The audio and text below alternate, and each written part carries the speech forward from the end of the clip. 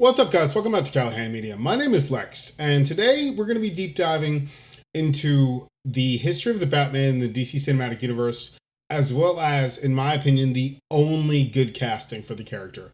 Now, if we're going to be real here, I think that there's a lot of things that we need to pay special attention to. If we're going to talk about Batman, there's so many different iterations. We have Frank Miller's, which is, in my opinion, the best, in my opinion, Batman that we've ever seen in a comic iteration. And, Batman as a character, he definitely is an agile person. He's definitely an absolutely theatrical hero.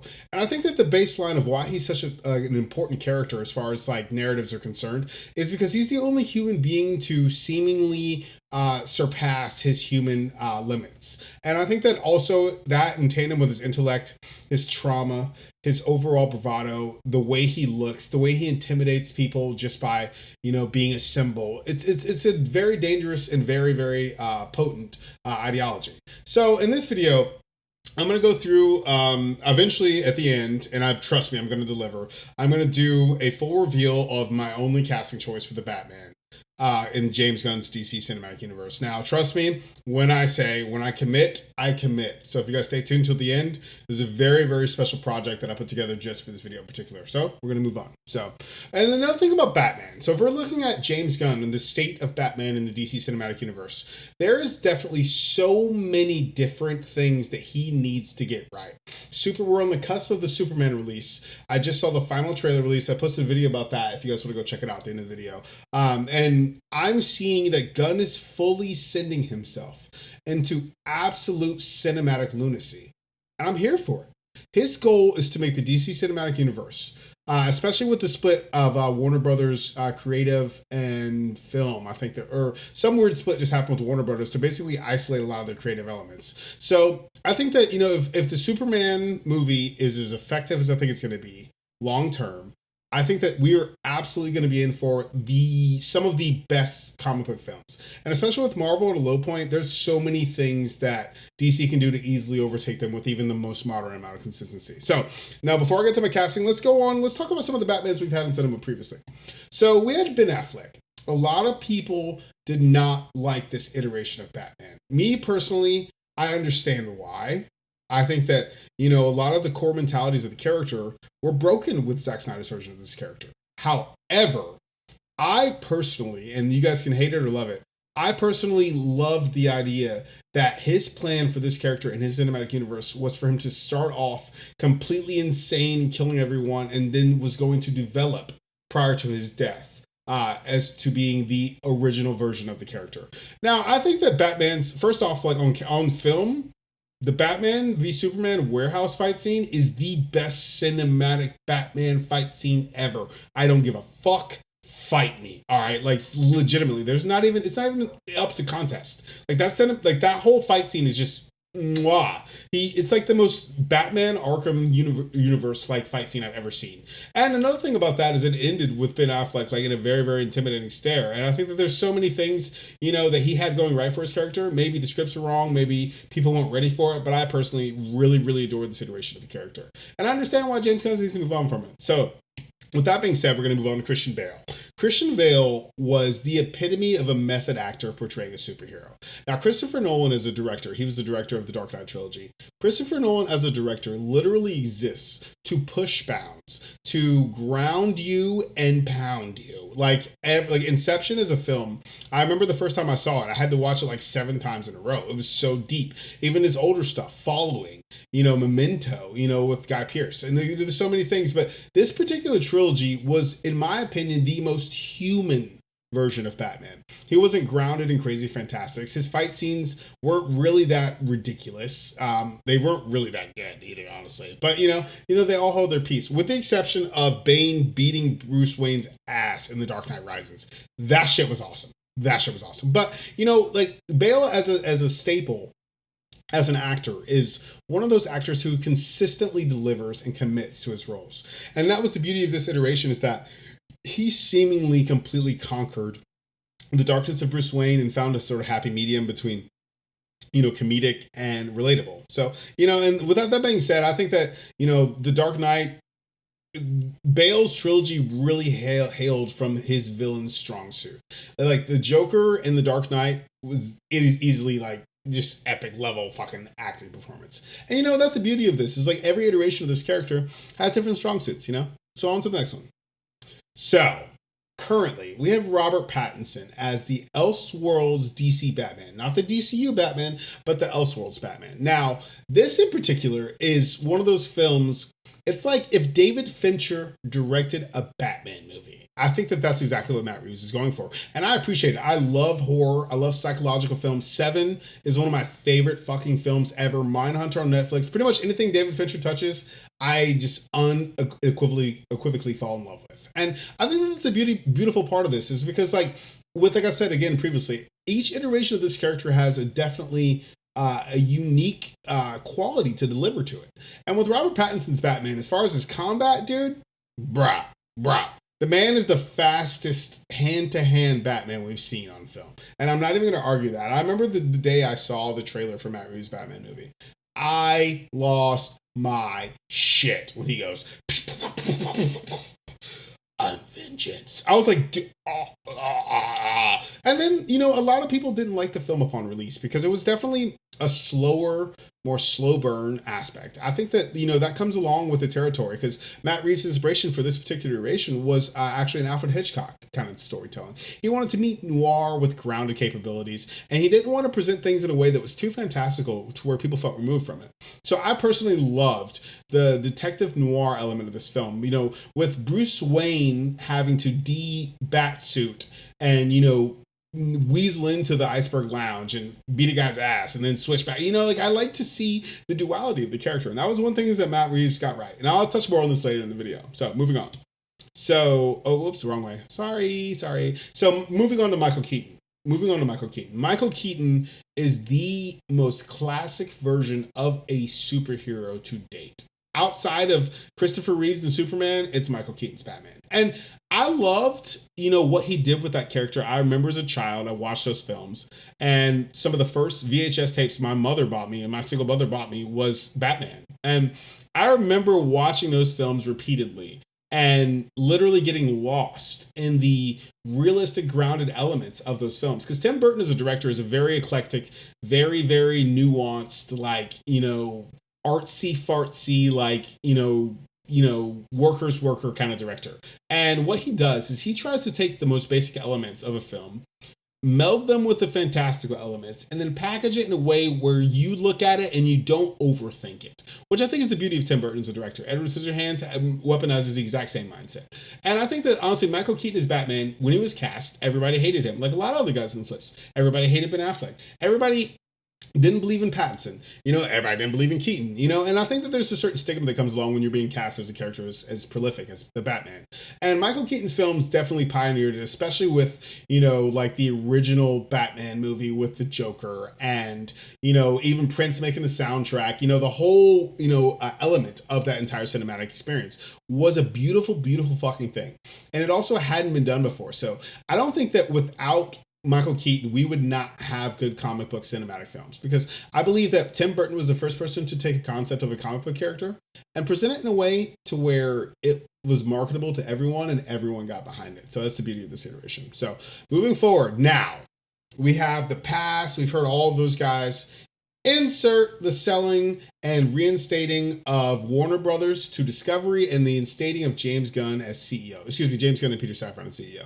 So basically what happened at this point is they moved in and they shook everything the fuck up. They blew it up. They broke it down. There was a bunch of messiness that happened with Henry Cavill's casting, a bunch of other things that went on. Sorry about the mouse. There was a bunch of other things that went on. And I think that honestly, ultimately, there was a certain level of, lack of confidence. I think that a lot of people thought that James Gunn was going to come in, and people thought that, you know, there was a certain period. And I remember when the announcement was made, it was made, you know, and then a couple months later, he released this whole spiel about like, you know, the films they're planning to make and everything.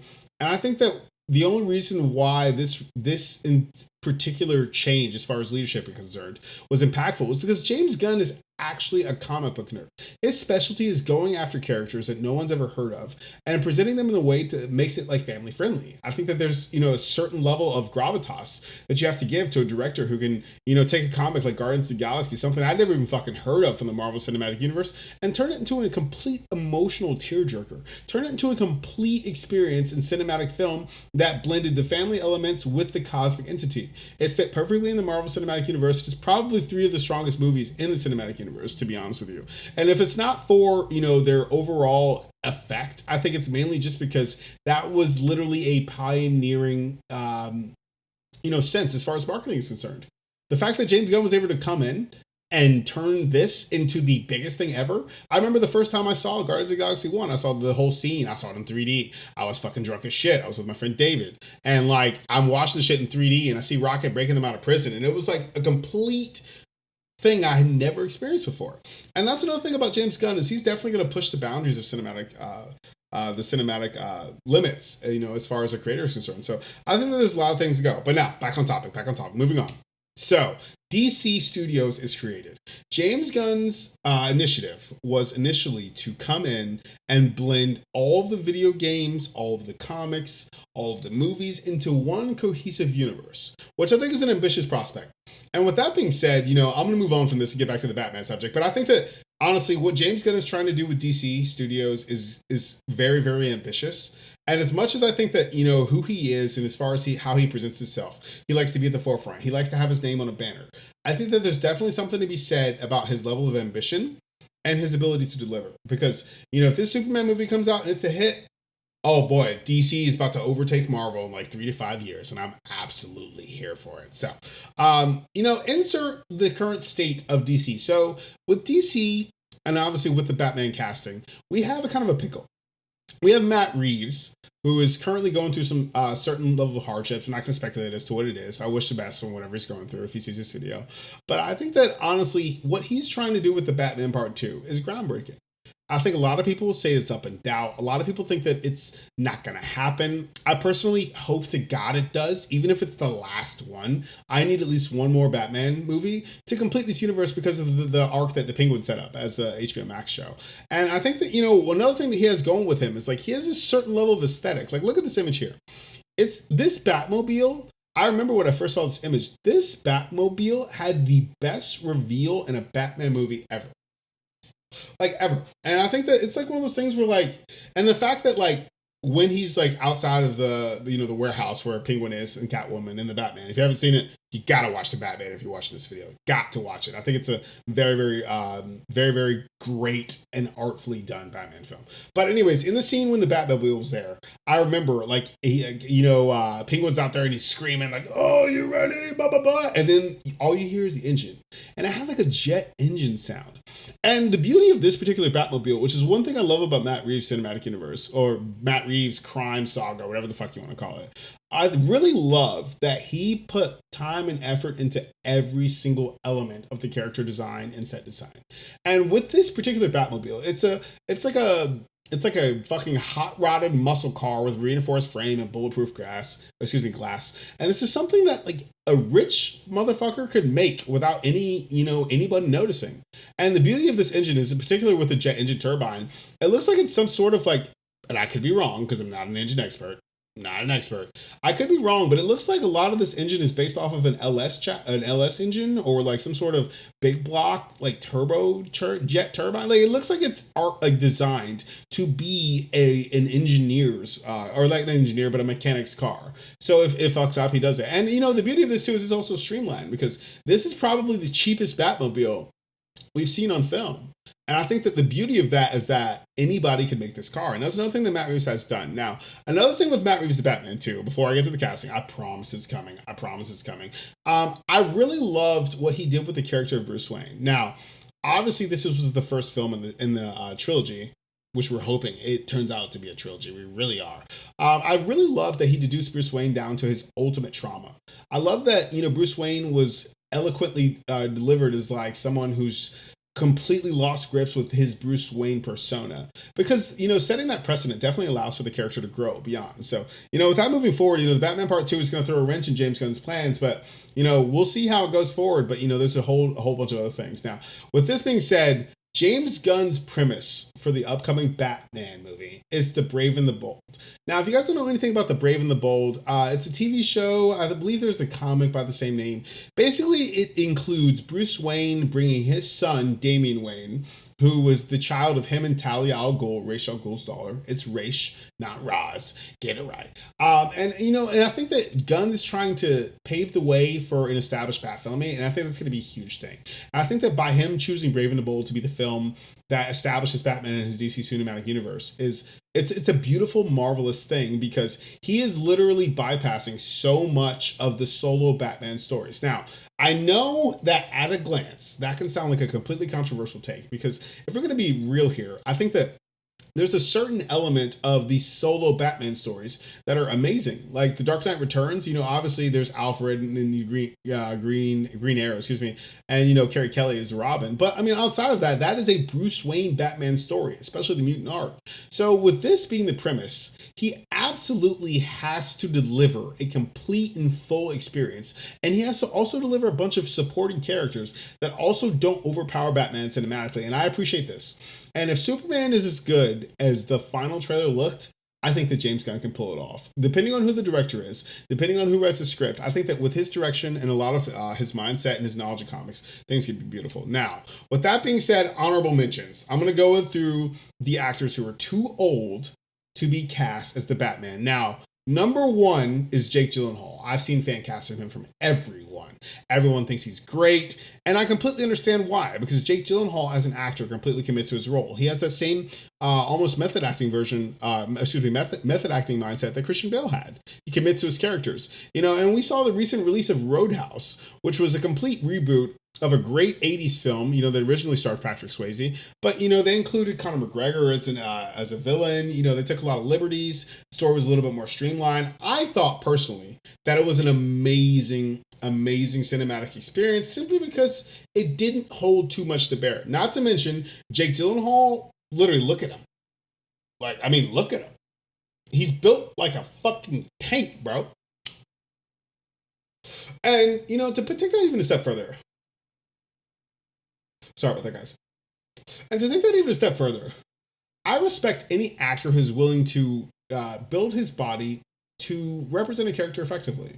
And I think that Jake Gyllenhaal would be an admirable, great casting. But at the same point in time, him next to David Corenswet, Superman, there's too much of an age disparity.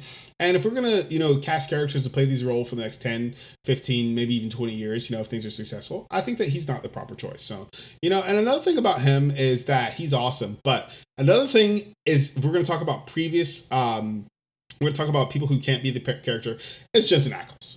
Everybody wants Jensen Ackles to play the Batman. I've seen casts, and he has a great career. He's playing fucking Soldier Boy in The Boys. He's such a very versatile character, and his voice alone is very, very, Batman. He actually voiced Batman in an animated film, I'm pretty sure. And I think that, I understand the implications of casting him. Personally, I don't think that he has the look. He's also too old again. I don't think he has the look that can actually, take the character long term. He's also I think he's in his early 40s. He's past that point. He'll be 60 in 20 years. And, at that point, his limits will be, outside of the realm of qualifications as far as casting is concerned. So the next honorable mention is arguably, if they're going to cast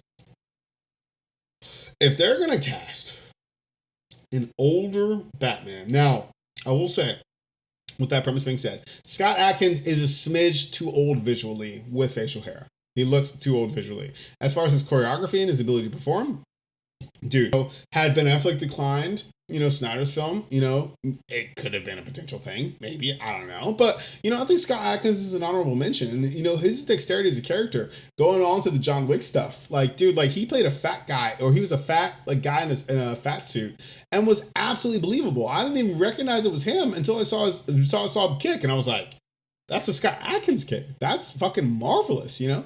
And I think that, he's an honorable mention. Again, he's too old, and I think that a lot of people love him, and I respect him. He has the voice, he has the martial art capabilities. I don't know as far as how, his acting chops are in like a tortured, disgruntled kind of way, but, he's an honorable mention, and I love and respect Scott Adkins for everything he's done, and I hope that he does more in the future. So, moving on to another honorable mention is Alan Ritchson. Now, I know he's not my main casting. A lot of people think that he should be the Batman in DCU. But I respect him. I think he could be cool. Obviously, he has the size and the gravitas, and he would look good next to David Cornsweet's Batman, or excuse me, Superman. But, him playing Jack Reacher is another deciding thing that I think is kind of unique. I loved how he's a nuanced kind of thinking objectively, like, inner monologue. He kind of, really did Lee Child's character ever. If you haven't read any of the Jack Reacher books, I highly recommend them because I saw a lot of similarities, especially in the first season, because the first Jack Reacher book and the first season are damn near fucking perfect replications of one another. I think that, Alan Ritchson gets a bad rap. He's played a lot of crazy roles that were kind of divisive. And another one is like Thad in Blue Mountain State. Like that shows a little bit of range. He's a comedic character. He's hilarious. He's obviously a hulking person, and that's a huge part of his persona. Now, I think that, that could be it could be a double-edged sword, but I mean, when you really think about it, it comes down to, can this person present themselves in a way that allows for a certain level of belief to be taken with a comic book character? Now, the reason why he's an honorable mention, and I respect it if James Gunn casts him, I think he'd be great, is because of his character in the Henry Cavill movie, something of gentlemanly warfare, the Ministry of Gentlemanly, blah blah blah blah blah blah blah. He played like a European like architect or a European like assassin who was just like comedic relief, and him and Henry Cavill had great energy on film together. And obviously Henry Cavill's not Superman anymore in the DCU, but I wish to hell that we get one more Superman film with him. Maybe it's older, maybe Kingdom Come or something like that, maybe in the future. But I think that his chemistry with Alan Ritchson in that film was great. And I think that Alan Ritchson, especially the one hallway scene where he like fights through, I will put it in, but obviously there's copyright infringement and stuff with including clips. But, he really kind of reminded me of a huge hulking person. And I think that if Alan Ritchson doesn't get the Batman casting, which, is definitely a possibility, I could see him as a potential Oliver Queen. I can see that, depending on who the Batman casting person is. And I could definitely see him, having a sort of retort, sort of banter with, other certain types of characters, And I think that, if we're looking at this, I'm sorry, it's kind of cut off a little bit. I didn't, do my screen cap big enough. But you can see that Alan Ritchson obviously has the look of a potential fucking Batman. This is fan art, but you can see his appeal. You dye his hair black, you shave him clean shaven, maybe give him a little bit more, lines outside of, hulking gravitas. It could be effective, He obviously has chemistry with ladies in cinematic film. Reacher, he always has a love interest.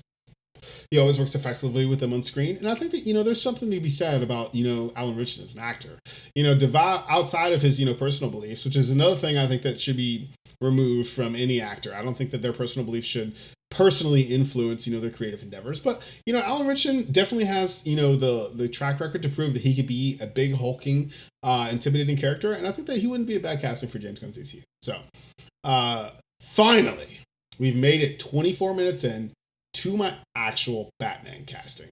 And the only person I truly believe has the freshness, has the outlook, has the, no one knows who he is really look, and someone who has something that can grow with the character is my boy, Brandon Sklenar. All right, and if you guys don't know Brandon Sklenar, he currently plays Spencer Dutton in 1923. I think that show just ended with the second season. But, it was an amazing thing, an amazing performance. And if you don't know, trust me, I'm going to commit to this guy because I have something coming up later on at the end of this video.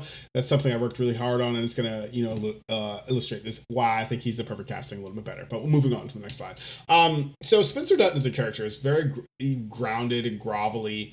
He's an overall enforcer. He's like he's an aggressive, confident and stoic, but also sensitive, lead character. And the way that Brandon Sklenar portrayed him was absolutely masterful. And if you guys don't know anything about Brandon Sklenar, and you'll see it at the end of the video, his voice is insanely deep, but also grovelly, but not like not like forcefully. It's not like it's, it's not like it's, pushed to sound like, Bale, like, oh, where's Rachel? It's not like that. It's just naturally there. And, like his look overall, like, look at this. This is I'm sorry, the image is small, but this is like a fan cast image of him as Bruce Wayne. And I'm looking at that and I'm like, oh, I could totally see that as Bruce Wayne. Like, I totally see that. And, with him, and I think that David Corenswet's age as Superman is set to be 31 or 32. He's basically, the Superman in the DCU is the same age as David Corenswet as an actor. I think Brandon Sklenar is in his mid-30s. He has a lot of room to grow. He could definitely grow into this character. He obviously has a visual look, and like, I mean, look at this. Like, look at that. Tell me that doesn't look like a Batman. Tell me that doesn't hit you with the overall like elements of the character.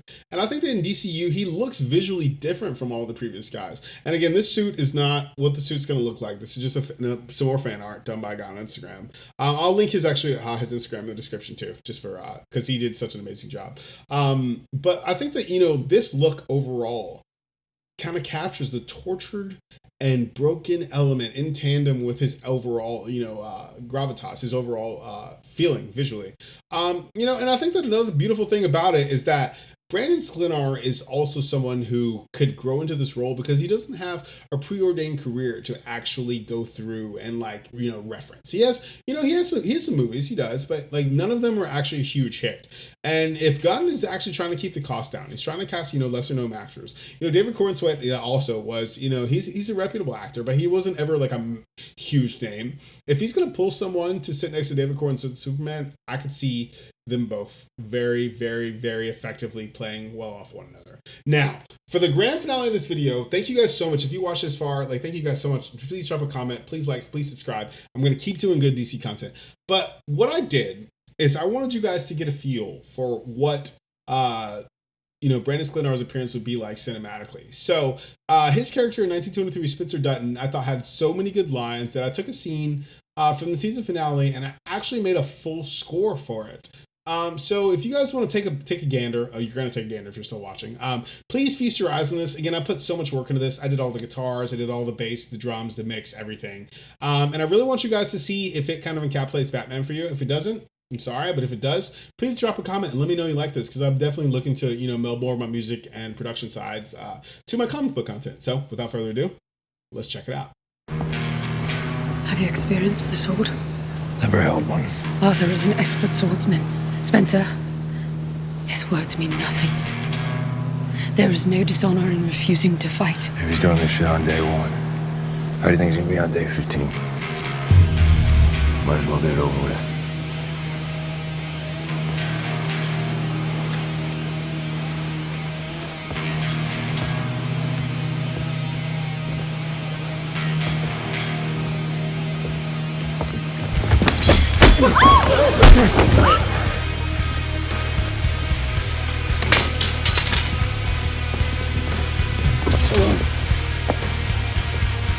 Spencer!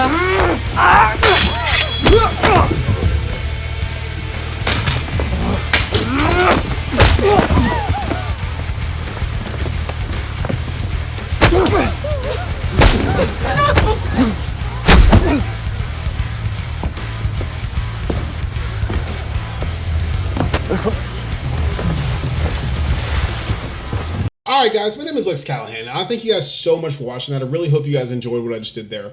Again, if you really appreciate this channel, please drop a comment, like, and subscribe. Also, with that being said, please go through and check out my Instagram. Check me out on Instagram at Callahan Media. I don't have that many followers, but I would love for you guys to support. I'm going to post a lot of new content going forward. So thank you guys so much. I know this video was super long and super in depth, but I had to talk about the history of the character in the DCU. I appreciate you guys so much. Thank you so much. And I will see you in the next video. Goodbye.